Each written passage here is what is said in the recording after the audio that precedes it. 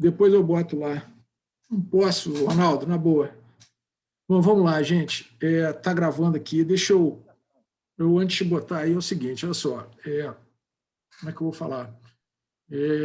Essa semana a gente teve alguns eventos que a gente vai abordar aí, e tem esse ponto que o Campani levantou hoje, né, que é a questão do prêmio, né? Assim, o prêmio na curva, né? Realmente que a inflação implícita ela tem um prêmio, tem realmente um prêmio, mas eu queria que vocês entendessem o seguinte, por exemplo, o cara é gestor, tá? O Stefano sabe disso, o cara é gestor, tá bom? Então, o que acontece? O cara tem duas opções, ou ele né, fica exposto, né, no caso, que se ele está comprado um pré-fixado, normalmente ele não faz nem isso, né, ele compra uma LFT, que é um CDI, né, depende do tipo de fundo. Né, mas, por exemplo, né, assim, focos para 2022, 3,25, 3,5, focos para 2023, 3,25. Né, tem um prêmio sobre isso. Agora, realmente, eu quis abordar porque é a decisão do cara de ficar exposto nesse risco, entendeu? Eu acho isso complicado.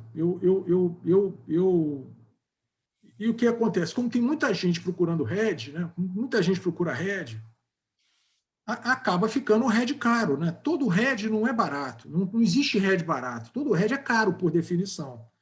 E na realidade, a inflação implícita e a NTNB, na situação que a gente está vivendo, é óbvio que ela tem a aplicação de longo prazo, né? Mas as NTNBs mais curtas, ela tem uma função de hedge também, entendeu? Então, assim, só para contextualizar isso antes de eu começar share screen aqui, tá? Vamos lá. Cacete, esse negócio aqui eu me enrolo todo. Espera aí. Tá aqui. Tá aqui. Bom, como sempre, eu quero deixar claro esse negócio do disclaimer, né, de que a gente... né, porque é o seguinte, o que eu falo aqui sou eu que falo no FNP. Pronto, acabou. A opinião é minha, sou eu que estou dando pitaco aqui, como eu falo o tempo inteiro. Tá? Esse é o disclaimer mais importante. Rodrigo Moreira me goza aqui dizendo que eu sou blogueirinho. A última coisa que eu queria era isso. Bom, vamos lá. Olha só. Eu queria contextualizar só o seguinte. As notícias da semana, eu queria separar só em dois blocos, tá? Até por causa de questão de prêmio de risco, né? Assim, todo negócio que começou com tratoraço e eu acho que que foi a Advocacia Geral da União, o STF, estão indo atrás dele, lá do presidente, depois a revista Cruzoé hoje. O que o STF fez mais uma vez, arrumando mais uma despesa, tá? Não vou entrar no mérito aqui se é justo ou não, o Rubem, já mandei para o Rubem amanhã, se a aula de contabilidade quiser entrar no mérito de se isso é justo ou não, porque tem alguma ação lá, mas o fato concreto é que a gente são 250 bi, e que eu acho que o STF argumenta de forma errada é o seguinte, né, o Tesouro tem que ter os 250 bi. Né? Se as ações não somarem 250 bi, tudo bem, melhor, mas o Tesouro, como programação orçamentária, o cara tem que ter o dinheiro. Né? Então, assim, dizer que não, mas só 78% das ações serão... 70% das ações foram como é que é? Imputadas depois da data que nós decidimos que era retroativo, saía da base do recolhimento, bom, beleza, mas quer dizer que são 50 bi. É um trocado também. Então, tá bom. Tá? Eu esqueci de colocar aqui a pesquisa pesquisa eleitoral do Bolsonaro com Lula. Tá? Essas intromissões do STF na questão fiscal, o Congresso aprovando mais despesa, e, do outro lado, a gente tem duas coisas positivas, que são a pesquisa mensal de serviço e o IBC-BR. Tá? Então, assim, Isso tudo aí, todos esses pontos são pontos que adicionam mais volatilidade e mais estresse. Tá? Quer dizer, ontem eu estava conversando com o economista e a gente estava conversando sobre inflação, né, que eu estava vendo os negócios de IPCA, e assim, você pode expurgar todos os choques externos que você tem na inflação nos últimos 20 anos, tá? Como foi a questão da commodity no começo da década de 2000, mas as decisões equivocadas de política econômica, tá? Vamos ter senso ainda, né? As decisões equivocadas de política econômica e a instabilidade política e jurídica, isso não tem como você expurgar do risco, né? Do custo Brasil e do risco que está embutido dentro dos ativos financeiros. Né? Tá? E lá fora, a surpresa que teve do CPI e do PPI, a coisa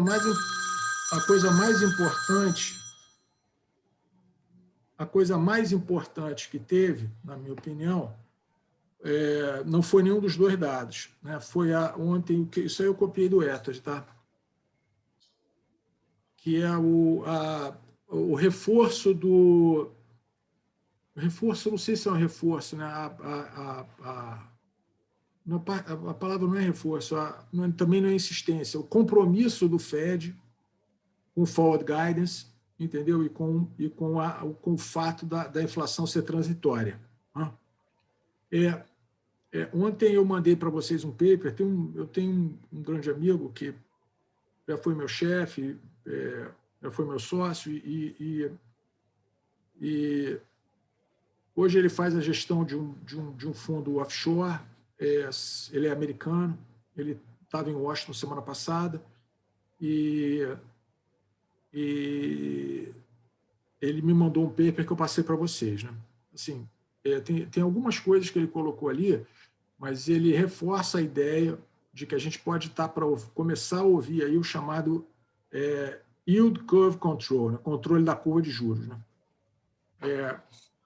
Por que isso? Né? A inflação pode ir para um patamar onde o Banco Central, para manter o juro baixo, né, ele começa realmente a controlar a curva, quer dizer, a comprar, não deixar os juros longos abrirem. Tá? Isso, na realidade, na prática, vira o seguinte, né? Vira como o setor privado não financia mais o Tesouro americano, porque o juro real é negativo, né? O Banco Central passa ele a financiar diretamente o Tesouro americano. Tá? Então, assim, eu não quero entrar mais nesse detalhe, porque isso é uma hipótese que já foi comentada pelo Paulo, mas eu acho que ainda tem um caminho até o final do mês, aí vocês vão ver por quê. Né?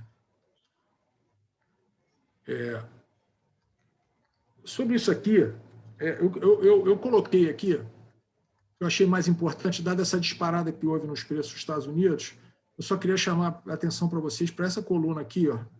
Afonso, deixa eu botar o... Está pequeno demais, Afonso? Pois eu estou conseguindo ver legal, mas... Então tá bom, beleza. A gente está no computador eu também. menor, não sei. Estou vendo bem também, Zé. O velhinho está vendo, todo mundo está vendo. Eu queria chamar a atenção para essa coluna aqui. Né? Assim, por que eu coloco essa brincadeira aqui? Vejo as 2 últimas semanas, né? Porque é só para ter uma medida, né? Porque olha só, gente, tem alguns dados relevantes. Eu coloquei essa de um ano aqui, porque olha só as commodities, cara. Olha isso aqui, cara. Entendeu? Aí, tudo bem, eu entendo o Banco Central, eu entendo todo mundo que acha que isso aqui é um choque temporário. Entendeu? Eu entendo isso. Claro, porque você não vai ver aqui aquela história de você comprar o ativo no topo do preço, entendeu? Tá? Você comprar o ativo no topo do preço. Você imaginar que depois de tudo isso aqui em um ano, a inflação, os preços das commodities continuará nessa trajetória para frente. Então, eu só quero mostrar para vocês que isso tudo aqui impacta em preço. A gente estamos falando aqui de óleo de soja, uma porrada de coisa. Petróleo, uma porrada de coisa. É óbvio que esses dados aqui estão se referindo a maio de 2020, quando a gente estava pós-pandemia ali e a economia mundial estava largada. Tá? Mas essa variação aqui de preço começa a se refletir nos 12 meses que estão chegando agora, né? Daqui para frente, nós vamos começar a tirar dos índices de inflação, vocês vão ver no próximo slide, inflações menores, colocar inflações aparentemente bem maiores. Tá? E esses comentários aqui que eu fiz é isso, essa questão da surpresa do CPI, a questão do petróleo continua ainda relacionada ainda com a OPEP e com o Covid, né? É um dado que eu acho muito curioso, que é assim, dado que você está tendo uma inflação muito forte e você não está tendo juro real, né, do ponto de vista do Fed aqui, tá vendo? Subiu e caiu, né? Isso aqui você termina a semana com alta, mas em 2 semanas praticamente não andou, tá? Então é o seguinte, você continua sem uma ação maior de juros e as criptomoedas desabaram aqui, né? Eu tenho que botar Ethereum aqui, que eu não quero entrar muito nesse.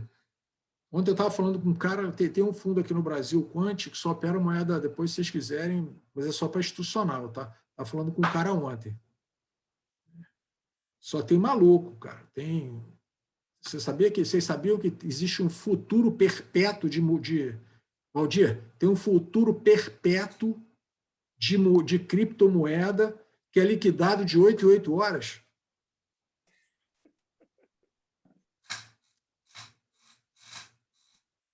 É isso aí, Valdir. Eu não sabia disso. Então, assim, para mim foi uma surpresa. Uma loucura. Cada um com o seu cada um, né? Como eu diria, né? Isso aí. Então, eu acho que a Ripple aqui não saiu. Esses 10% aqui devem estar errados. Eu fiz alguma coisa na hora que puxou, tá? Fala. Não, só para eu entender, desculpa, porque está sem as formas e tal. Quando você tem nessa última coluna aí, eu imagino que seja o crescimento de um ano para trás. Não, um ano para trás. 2020, para lá.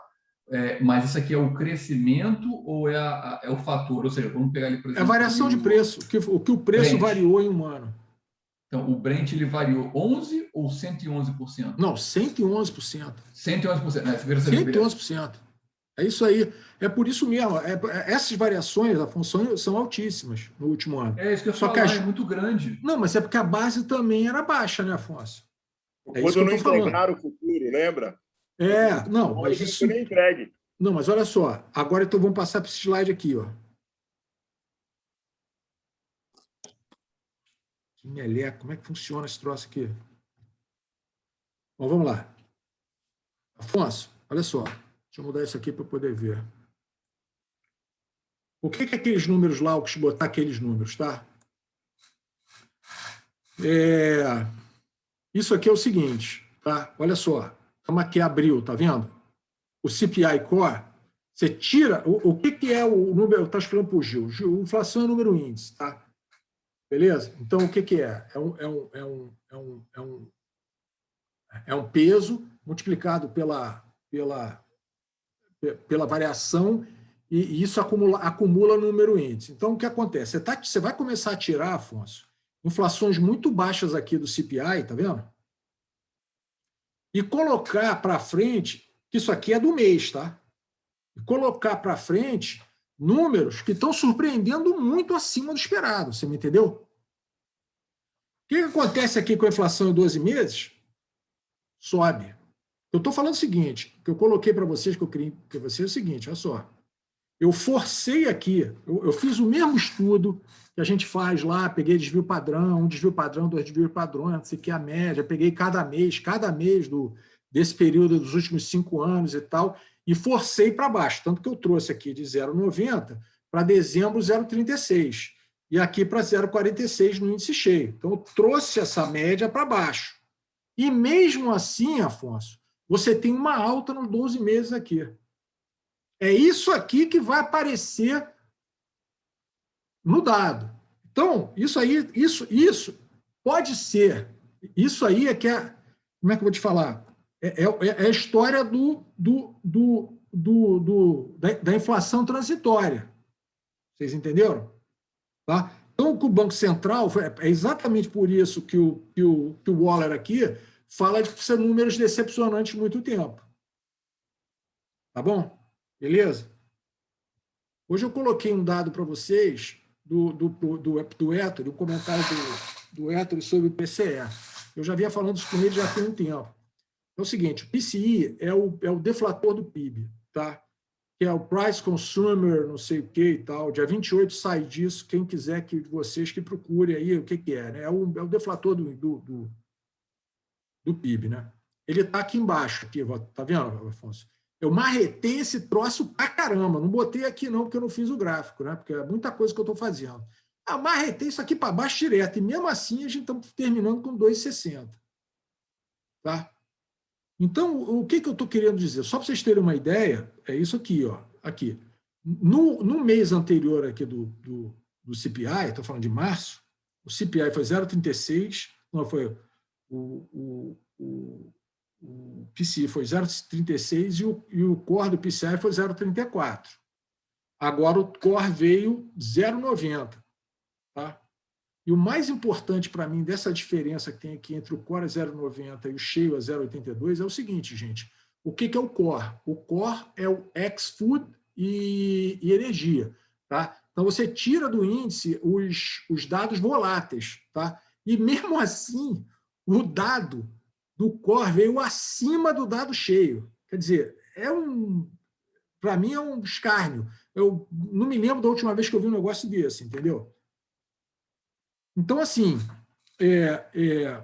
a situação nos Estados Unidos é essa aqui. Essa aqui é a curva que fechou ontem, tá? Porque esses dados os dados que eu trabalho são todos de dia anterior, porque eu não tenho condição de fazer isso tudo em uma hora quando o mercado fecha, tá? E os juros reais nos Estados Unidos são essa belezura que estão aqui, entendeu? Tá? Por isso que eu acho o que eu quero ver é o seguinte: quando começarem a sair números aqui, onde você tem uma inflação, né,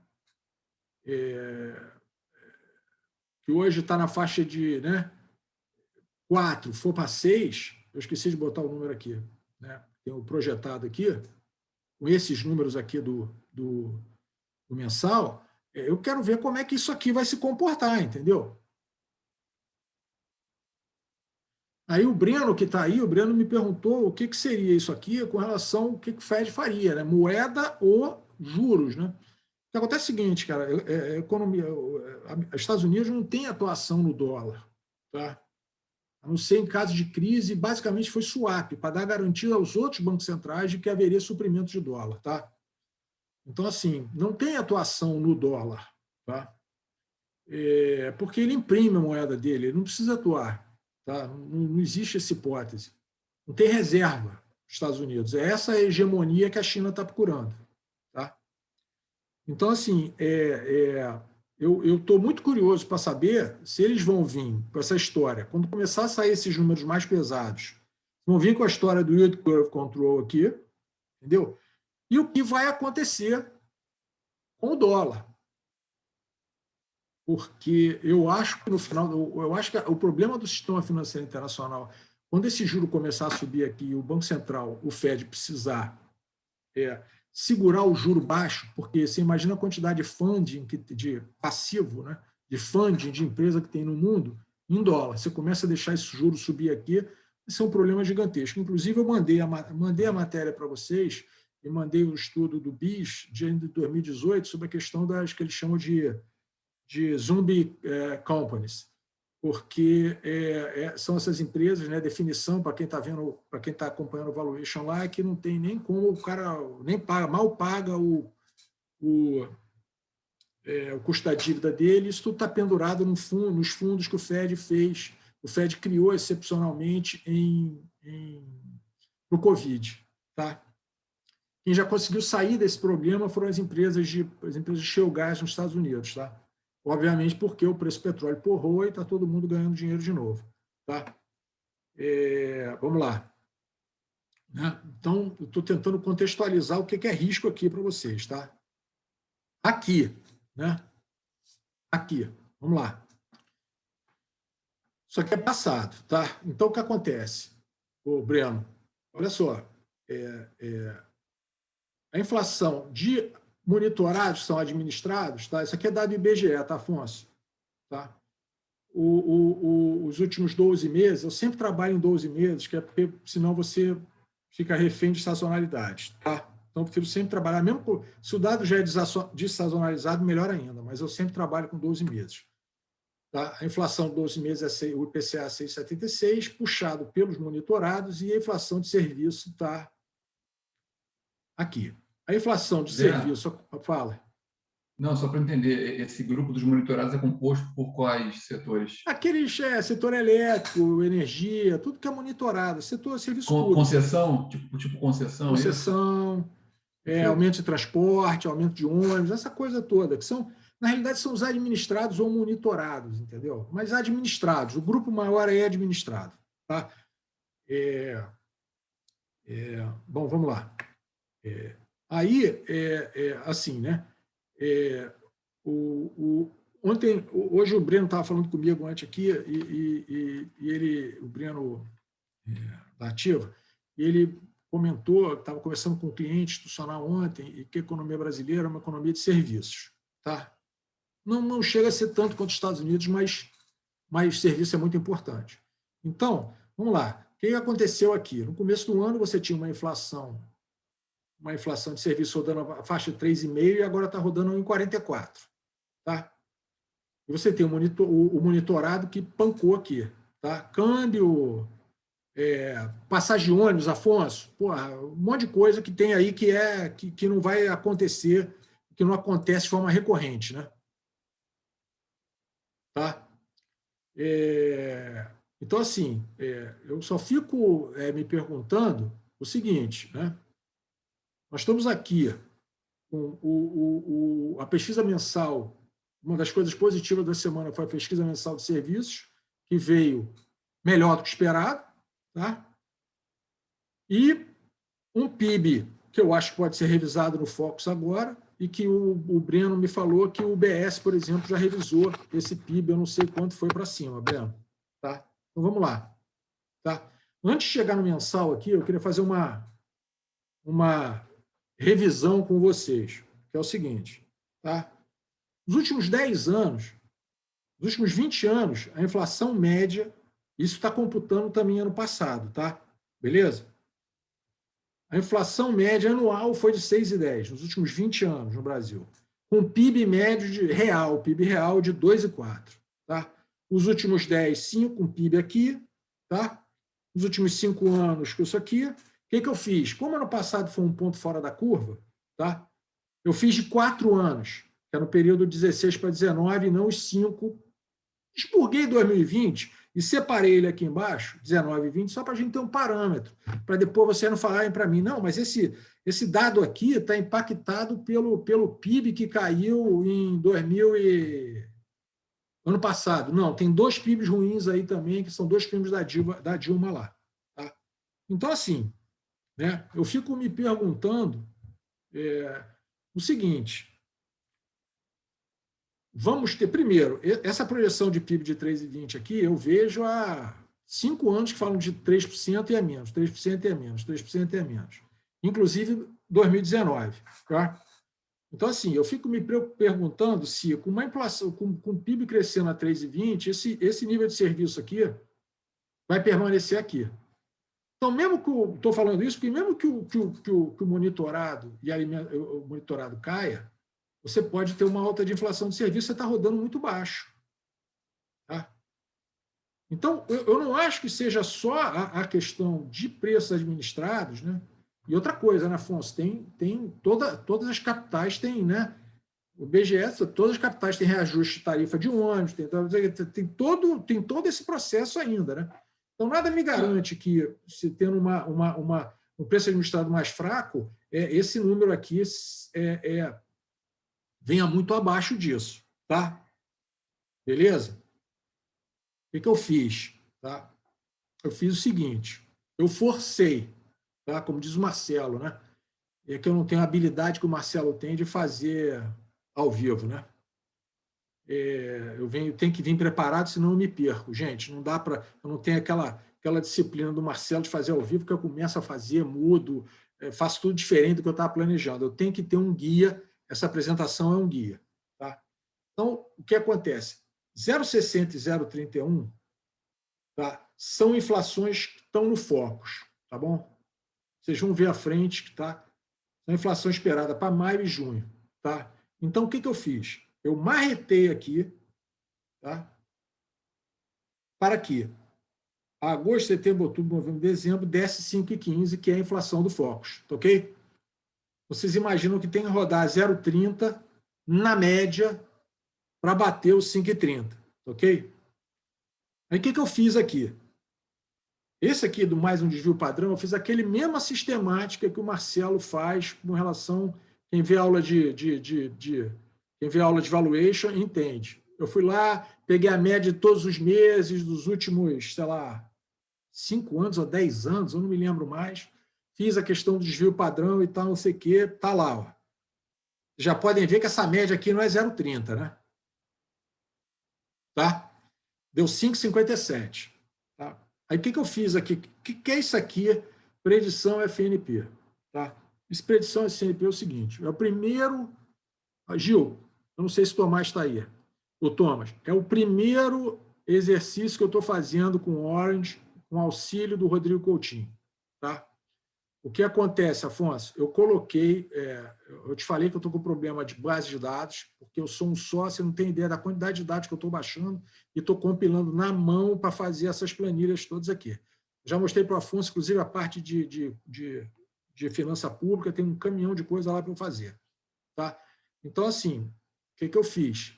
Tá? Eu peguei o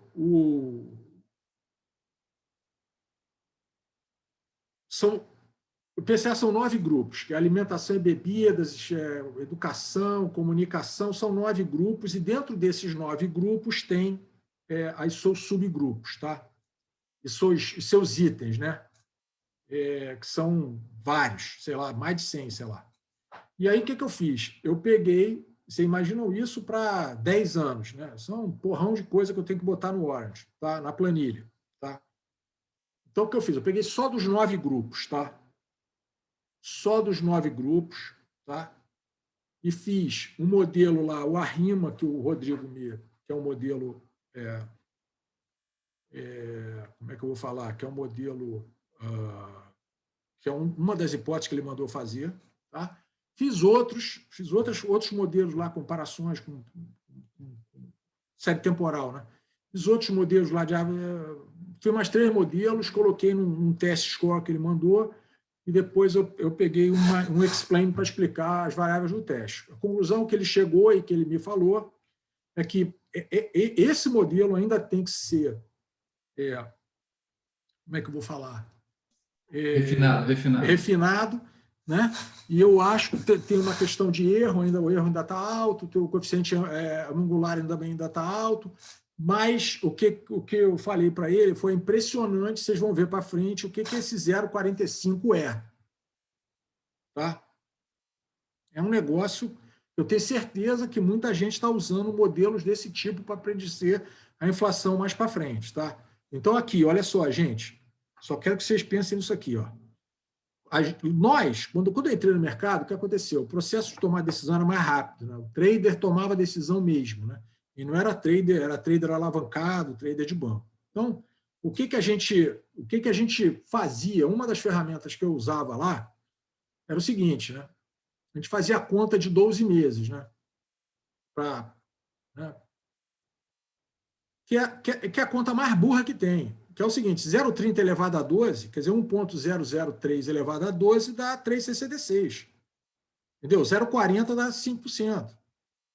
E 0,45 dá 5,54. Então, começa a ver isso aqui, que vocês vão começar a me entender aqui, tá? Então, é o seguinte, tá? Eu coloquei aqui, tá? Eu coloquei aqui, primeiro, o do Focus, tá vendo?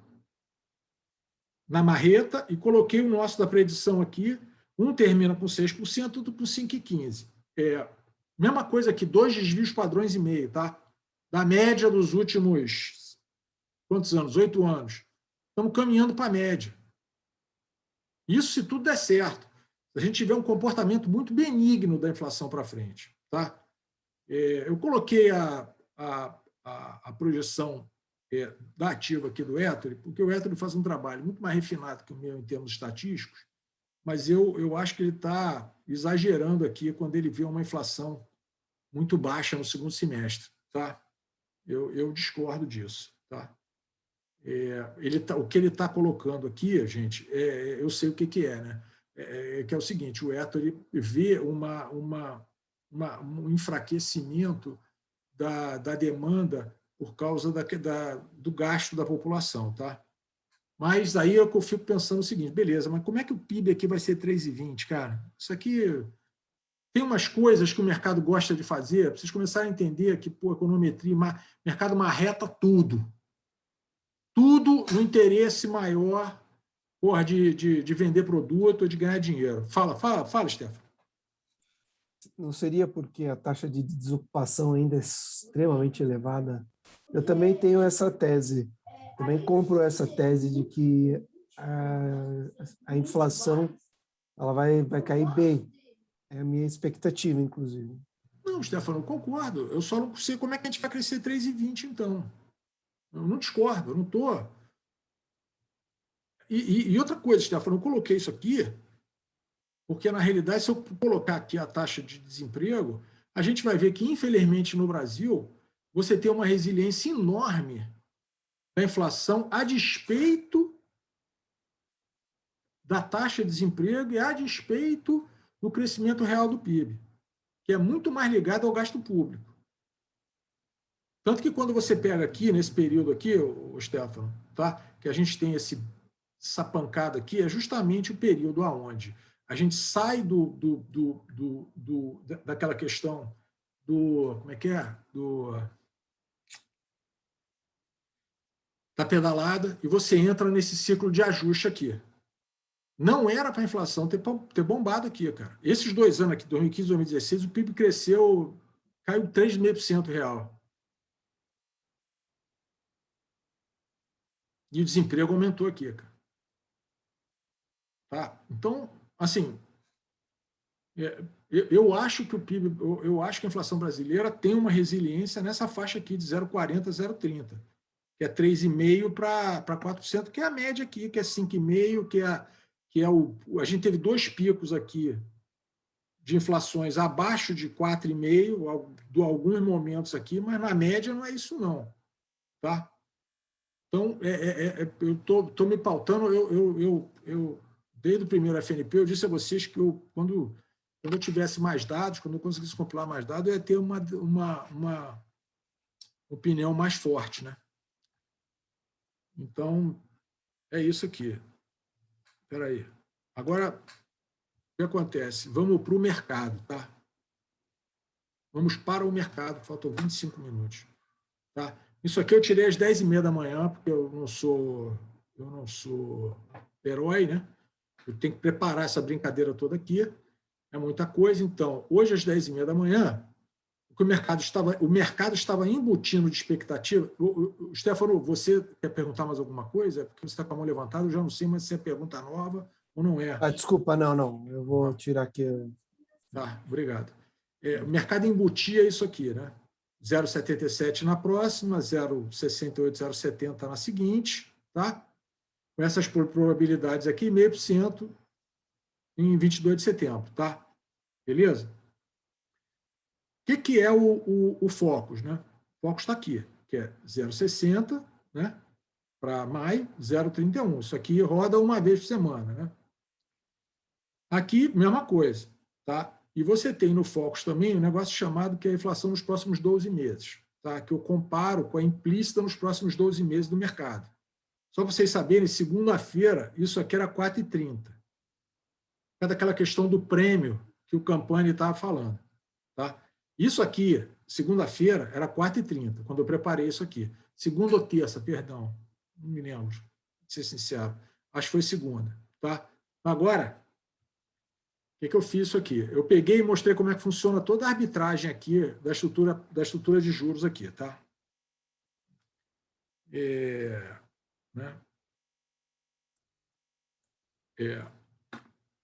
Isso aqui é o seguinte. CDI de 2021. Essa curva aqui, tá? Isso que está embutido no mercado, mais o que está acumulado, tá ok? IPCA, mesma coisa. É o que eu já foi, mais o que está naquela curva ali em vez de eu marretar para dar, em vez de eu marretar para dar 5,15, eu pego a projeção do mercado, tá? Então é o seguinte, tá aqui, ó. Juro real aqui vai ser negativo no ano, né? Mesma coisa. Pego a curva, tá aqui, ó. Esse aqui é o CDI total, gente. Isso aqui não é isso aqui é o CDI do mês, tá? O CDI do mês, 0,30, 0,40, 0,50. Volto a dizer aqui, olha, aparece o 0,40 aqui de novo, tá? O juro real, tá? A estrutura do termo aqui do juro real é a mesma coisa. Quanto deu de juro real no passado, mais o que está, mais esse 0,43 aqui que está sendo esperado para frente de juro real, tá? Beleza? Aí é que... Bom, deixa eu passar para essa aqui, então, porque eu quero falar desse prêmio aqui da inflação, desses dois prêmios aqui. Então, aqui, o Focus é a mesma coisa, tá? Eu pego o que está no Focus e faço a barretada para o mercado. O Focus aqui é o 0,60 e 0,31, tá? A diferença que está dando aqui entre 5,32 e 5,15 é uma... Já esperem para a semana que vem um Focus aí na faixa de 5,25, tá? Beleza? E a curva de juros implícita aqui dentro, que é a questão, que é a diferença entre a NTNB e essa curva pré aqui, tá? Se vocês quiserem, eu mando essa PDF, bota isso no PDF no grupo quando acabar, para vocês olharem no detalhe. O que é o relevante aqui, que eu devia ter invertido os blocos aqui? Relevante é isso aqui, olha só.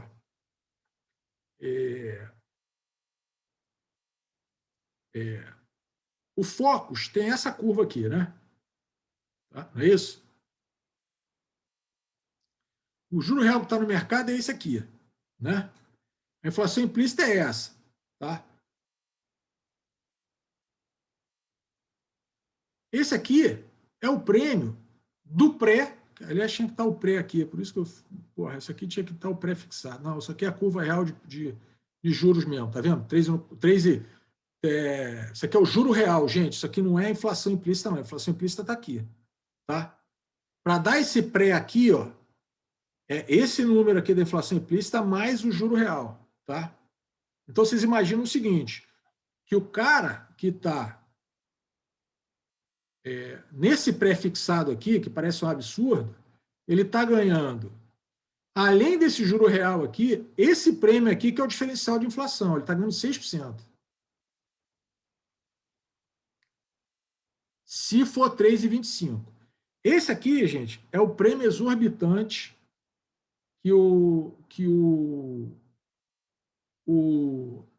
vocês veem que ele vai crescendo com o tempo, né?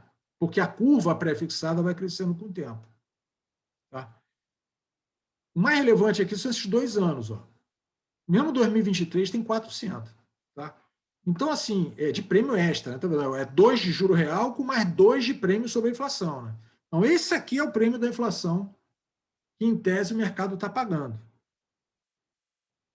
Porque quem vender esse pré-fixado aqui, quem for macho e vender esse pré-fixado, e a inflação for 3,25, terá ganho ao longo desse tempo esse prêmio aqui de inflação mais juros. Porque esse pré-fixado aqui é a soma desse juro real mais essa inflação implícita. Cara, compliquei muito. Afonso está balançando a cabeça aí, todo mundo entendeu? Beleza. Se eu entendi, todo mundo entendeu, pode ter certeza. Não, é só o seguinte, está aqui a curva, né, a juro pé, está aqui a curva, tá? Que é a curva que eu coloquei lá, que é a curva que eu uso como uma curva básica, né? E aqui é aquela curva que eu apresentei semana passada, só para vocês terem visualmente a percepção de como que as coisas estão andando, né? Aqui, a gente teve uma alta na inflação anual. Eu vou botar para aqui, para a próxima semana, eu vou botar a inflação semestral aqui, que é 6 meses à frente, para vocês terem mais essa percepção. O pré praticamente não se mexeu, tá? E a NTNB também. Então, é o seguinte, o mercado está de lado. O mercado não está fazendo grande coisa. Tá? Por quê? Aí é que eu quero mostrar, eu quero dizer uma coisa para vocês, olha só. Com tudo isso aqui dentro, e com tudo isso aqui, tá? A gente não teve mexida no prêmio de risco. O prêmio excepcional é esse prêmio aqui sobre a inflação, vamos dizer o seguinte, tá? Que esse aqui você só captura se você vender o pré-fixado. Você tem que tomar o risco do descasamento mesmo. Por quê? Porque você não encontra ninguém que te venda a inflação para frente a 3,25, né? Então, esse prêmio extra aqui, ele é um prêmio para quem vende o pré-fixado, para quem fica exposto ao carregamento dessa taxa pré aqui. Quem não ficar, não vai capturar esse prêmio aqui. Porque esse prêmio aqui, do outro lado da moeda, é o hedge que o cara está pagando para não ficar exposto ao pré. Tá? Então, o que eu digo é o seguinte, depois de toda a confusão que a gente passou essa semana, tá? A gente ainda conseguiu estabilizar os níveis de prêmio. Entendeu? Positivo? É positivo, sim. É definitivo? Não. É um equilíbrio estável? É. Por quê? Até o final do mês sai o PCE. E essas curvas aqui vão acabar, isso aqui vai acabar, de alguma maneira, pressionando não só o Brasil, mas o mundo inteiro. Então, o equilíbrio estável é. Eu gostaria de, Afonso, poder passar mais algumas coisas sobre a questão fiscal, mas não dá, cara, é muita coisa, desculpa, mas senão perdeu o fundo. Só queria chamar a atenção para vocês o seguinte, ó, eu não tenho CDS, né? Eu não tenho Bloomberg, então eu vou lá no IPEA Data e pego aqui o EMB, né? EMB voltando aqui, ó, os números, isso aqui são 2 desvios padrões, tá? Dessa série aqui de 2 anos. O EMB voltando aqui, como se o Brasil não tivesse risco. Então, olha só como é que funciona esse negócio. Com esse nível de risco aqui, com esse nível de prêmio que tem aqui, era para estar entrando dinheiro aqui a rodo. Era para estar entrando dinheiro aqui a rodo. Tá? E vamos aos dados que o Pedro me fornece com toda a gentileza. Né? Que é os resultados estão vindo aí, Pedro faz o call de manhã com todos os resultados, de manhã cedo, lá no canal da Ativa, ele fala sobre os resultados das empresas. Pedro, a gente não tem tempo aqui para isso, eu não tenho tempo, e acha a mesma coisa, o mercado está no equilíbrio estável, entendeu? E o gringo vem, uma hora o gringo vem, outra hora o gringo sai, mas o gringo, quando vem, gente, Stefano, ele vai para esses papéis aqui de commodity, cara. Pode olhar o fluxo, que eu garanto a você que ele vai para os papéis como a SLC, Suzano, Petrobras, entendeu? Ele vai para os papéis que tem receita em dólar e tem uma expectativa de manutenção dos preços internacionais de commodities, tá? Quer dizer, não tem free lunch na parada, entendeu? Tá? Aqui, é isso que eu falo, né, cara? A gente já discutiu aquela história sobre o câmbio, tá? Semana passada. Eu cortei aqui, Afonso, né? Que seria a comparação da inflação implícita, né? Com a desvalorização cambial, né? E aqui, novembro de 2022, né? Novembro de 2022 é o nosso querido eleição para presidente. Aqui, ó, o negócio começa a abrir muito forte.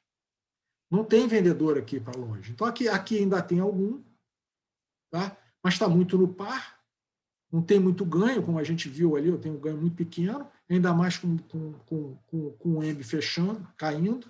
Tá? A volatilidade implícita aqui segue baixa, tá? Stefano. Assim, eu pessoalmente acho que essa alta de câmbio, essa alta de juros aí afetou muito mais. É mais uma coisa que eu tenho que procurar, mas é quase um departamento econômico aqui, sou eu sozinho, né? Mas lá no fluxo, né, Stefano, se você quiser ver, o Tesouro um central divulga semanalmente o fluxo, tá? Cambial, tá, Stefano? Olha lá as posições compradas e vendidas dos bancos, tá? Eu acho que o que aconteceu é o seguinte, tá? Essa estrutura de juros aqui, ó, afetou nesse momento o carrego das posições compradas dos bancos, tá? Mas ainda não afetou o fluxo, o fluxo de entrada, entendeu? Concordo, é o que eu tô olhando, né? O cash and carry ainda ficou atrativo, né? Está mais atrativo, e com esse cronograma de alta aí da taxa de juros interna, mantém o capital estrangeiro, ou abre mais oportunidade para o capital estrangeiro fazer esse cash and carry aqui. Exatamente. A minha pontuação aqui, eu trouxe isso aqui, eu trouxe isso aqui, Stefano, por causa disso, né? Porque aqui, ó, não, cadê? Eu não sei como é que isso aqui vai impactar o funding lá fora, entendeu? Tá? Porque esse nível de taxa de juros aqui, ele é irreal totalmente, tá?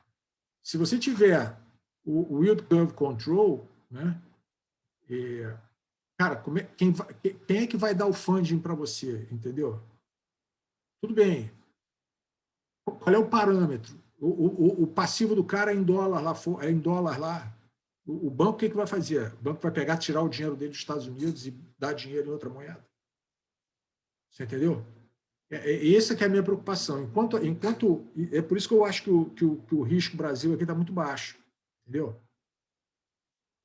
Eu acho que, por isso que eu coloquei aqui, isso aqui eu estou chamando a atenção, porque eu acho que o risco Brasil está muito baixo. Porque ele ajuda no cash and carry lá, né? Ele caiu 20 bases, né? Ele veio de 280 para 250 aí. Entendeu? Ele caiu 30 bases, tá?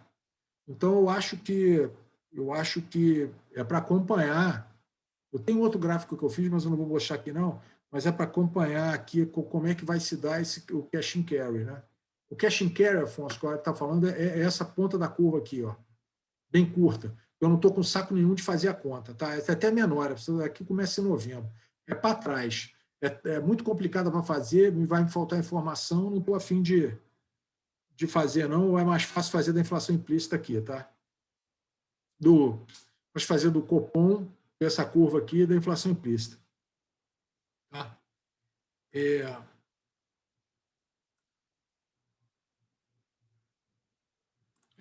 Beleza. Bom, vamos lá. Acho que a gente... eu acabei, cara. Eu acho que eu consegui. Também foi um monólogo aqui, né?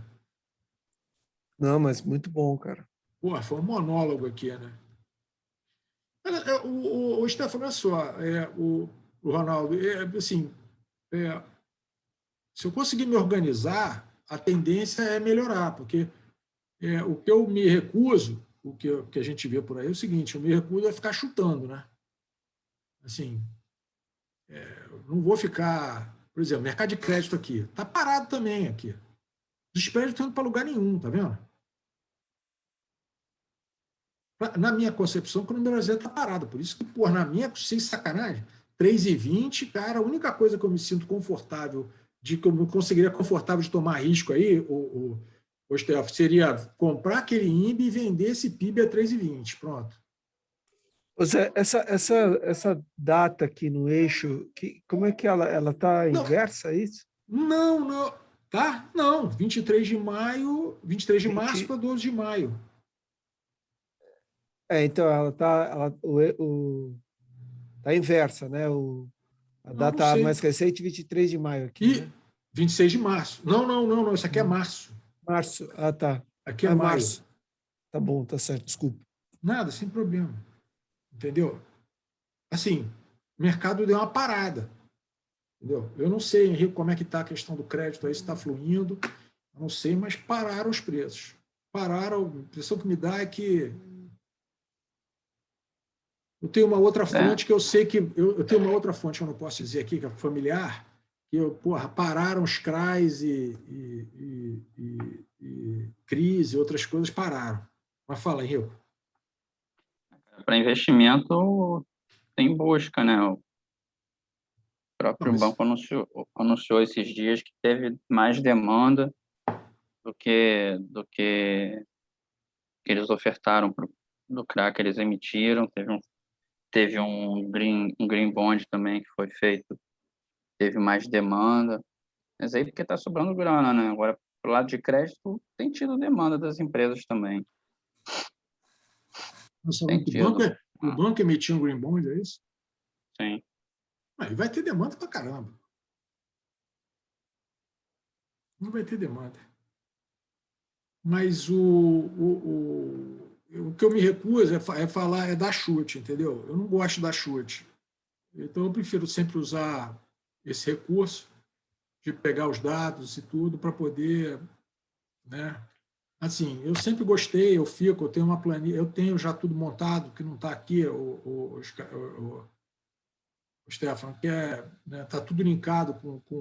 Eu vou botar aqui o dos 6 meses, que vocês vão ver o que subiu a inflação nos últimos 6 meses, que vocês vão entender por que eu acho que esse número aqui, esse número aqui do 0,30, não tem como ser 5,15 a inflação no ano. À medida em que você for entrando para dentro, você vai percebendo que matematicamente você não consegue fechar esse número aqui, a não ser que você tenha uma queda de inflação aqui da magnitude que o Ettore está esperando, entendeu? Que o Ettore está esperando 4,76, abaixo do 5,15. Tá? Então, assim, e volto a dizer, esse número aqui do 0,45, que é a questão do 5,5 de inflação, começa aqui, 5,5 de inflação, a média dos últimos... Eu quero mostrar um negócio para vocês, aproveitar aqui esses minutos.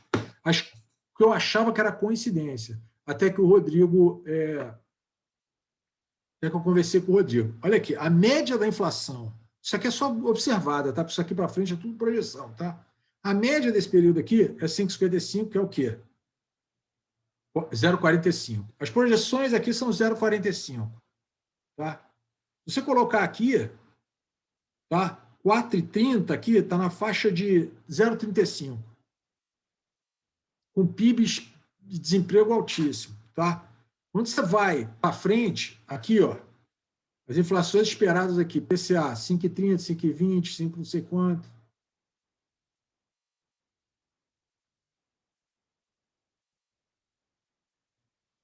Os IPCs implícitos aqui na curva, aqui, é esperado 0,60 para esse mês, né? Eu já coloquei aqui, 0,45, 0,43. Então, o que eu acho é o seguinte, Stefano, no mínimo, o mercado está usando determinados, obviamente, muito mais requintados que o meu, está usando modelos preditivos, tá?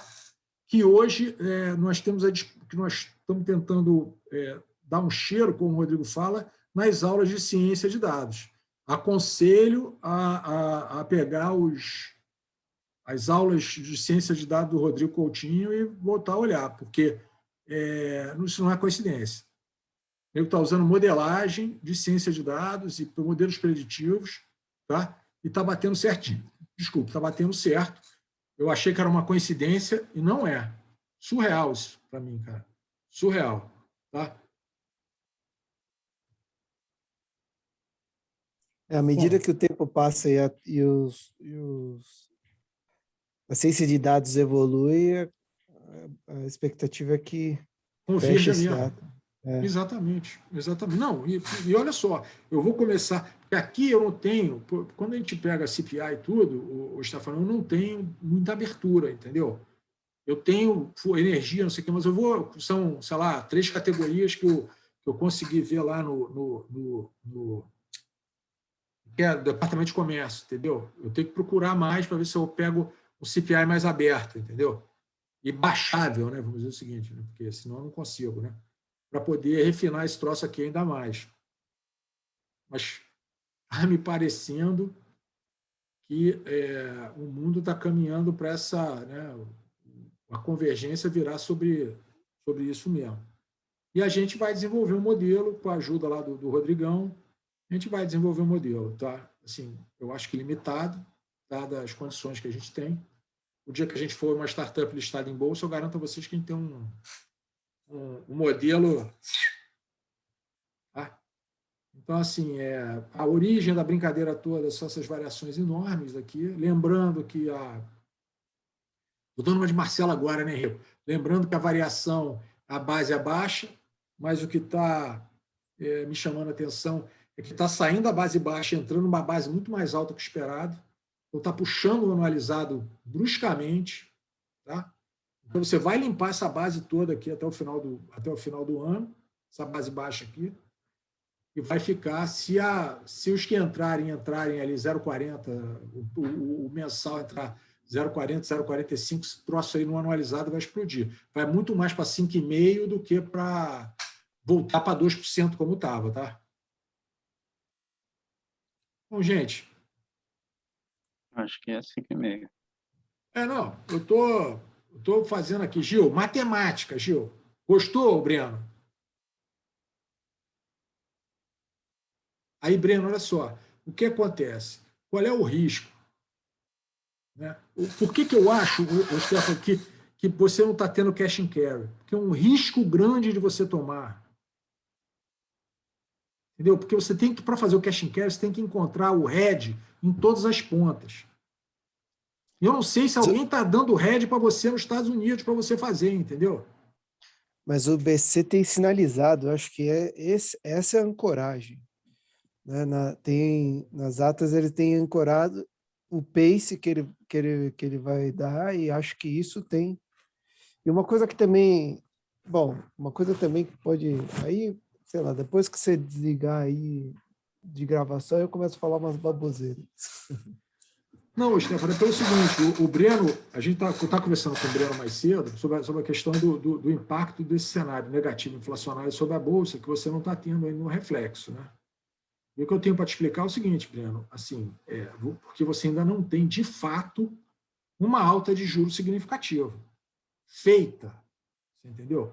Só que o problema é o seguinte, esse pace que o Stefano colocou, ele estabiliza a situação naquela curva de 5,25, aquele degrauzinho que eu fiz.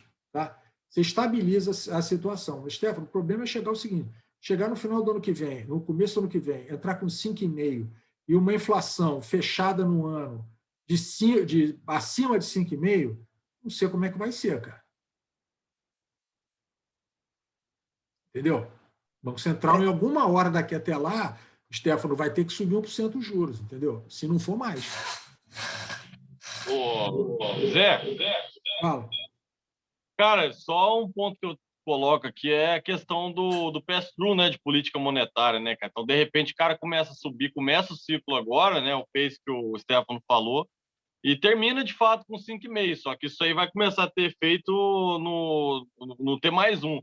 É por isso, por exemplo, que eu estava debatendo esses dias sobre a inflação nos Estados Unidos e o mercado forçando eles, né, a ter que subir juro, o mercado comprando o T10 lá e não para de comprar o T10.